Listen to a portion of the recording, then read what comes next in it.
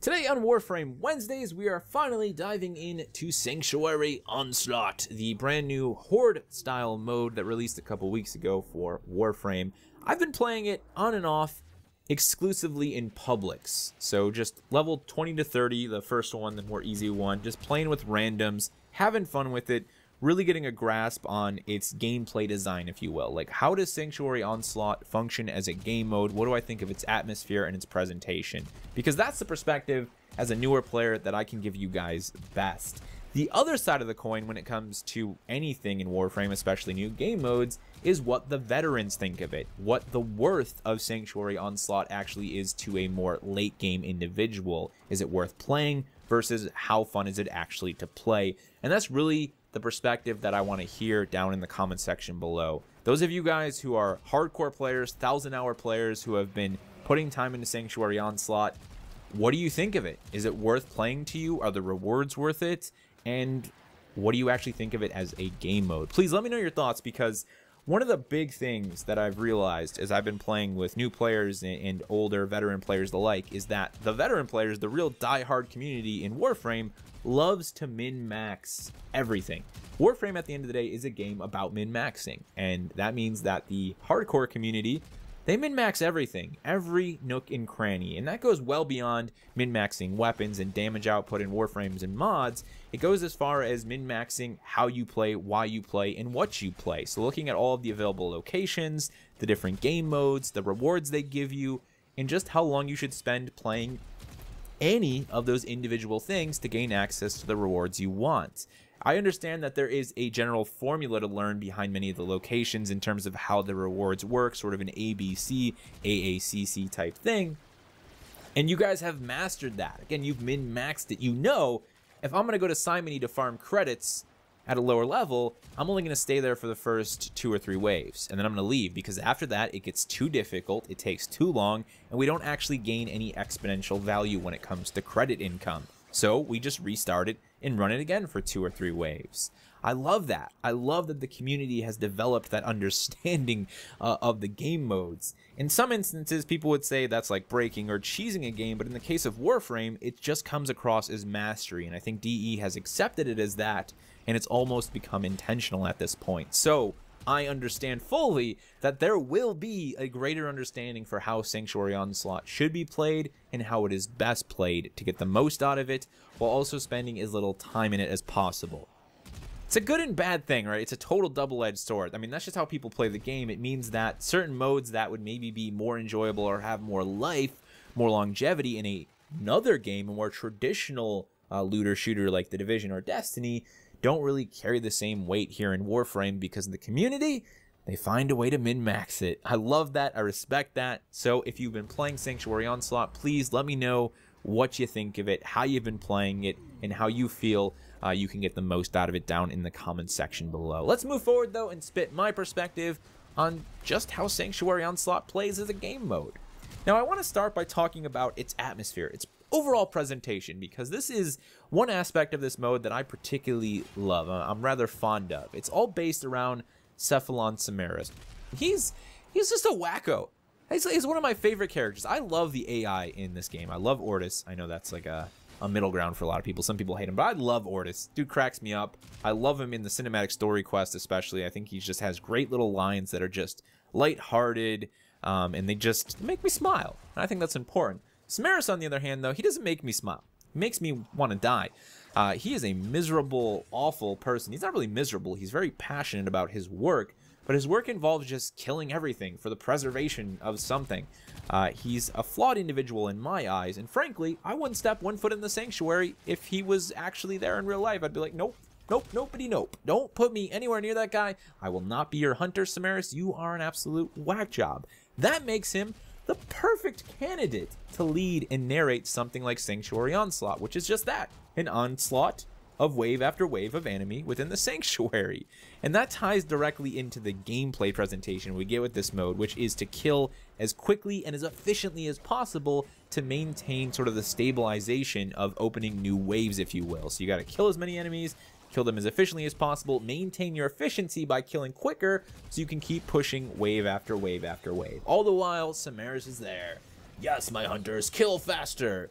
What do you mean, a waste of life? Irrelevant! Kill faster! Like, he's that crazy masochistic AI that in every sci-fi film or book you've ever read or watched, everyone's trying to get away from them. They're trying to, like, not let them know that all of the humans think they're wackos. It's like hell, you know? Just like, no, just, why do you leave us alone, man? We, like, listen, you just go do your thing in the spaceship. We're gonna leave you on this planet in the middle of nowhere, 6 million light years away, and hopefully you just slowly die over time because you are scary, scary robot.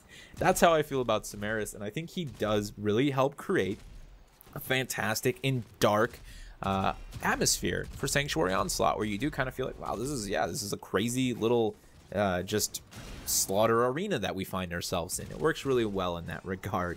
Now, when it comes to the actual gameplay, we've pretty much just defined it there, right? You got to kill fast, keep your channeling efficiency up.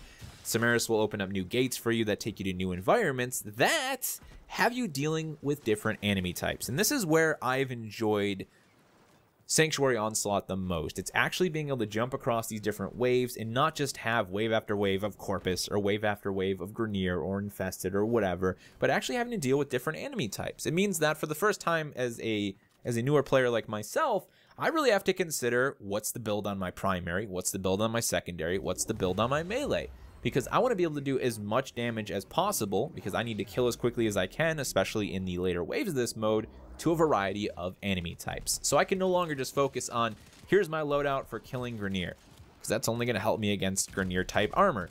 That means that when I get to the Corpus, I'm not going to do as much damage, I'm not going to kill as quickly, and that's going to become a problem. So for me, playing at level 20 to 30 this has become a bit of a test bed, a bit of a really enjoyable sandbox where not only do I have a crap load of enemies to engage, which lets me work on my aim and my movement, but I have a variety of enemies to engage, which allows me to work on different builds, dealing with different enemy types, different armor types, and I love it so much for that. Like, to me, that's sort of the shining jewel of this mode. The thing that makes it so great, especially for newer players like myself, is it's just a great test bed. It's a lot of fun, and I think if you actually sat down with a group of friends, it would be fun just to see how far you can get. Like, push aside for just a moment our min-maxing tendencies and think about the game as just a gameplay experience and say, yeah, this is actually fun. We got a different variety of enemies. We got a lot of enemies being thrown into the mix. All the different enemy types among the actual enemy factions themselves are here for the most part, and we can go in and we can look at our builds and toy about with them and make changes and then do another round and see how that does damage that time around.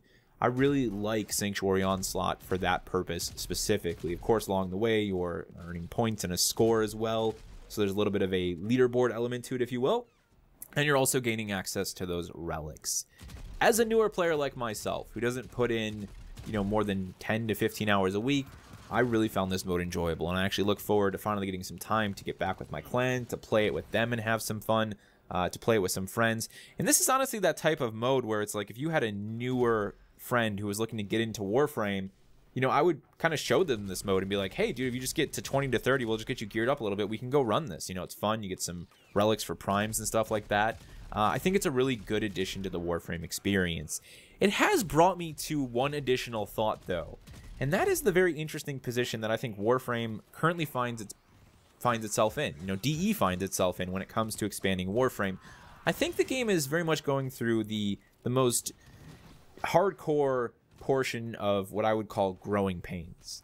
So you look at Plains of Eidolon, and I know that a lot of the negative feedback that Plains of Eidolon got, really not negative feedback, but useful criticism, was that it felt too standalone. Like, it didn't tie into the things that have already been really established in Warframe.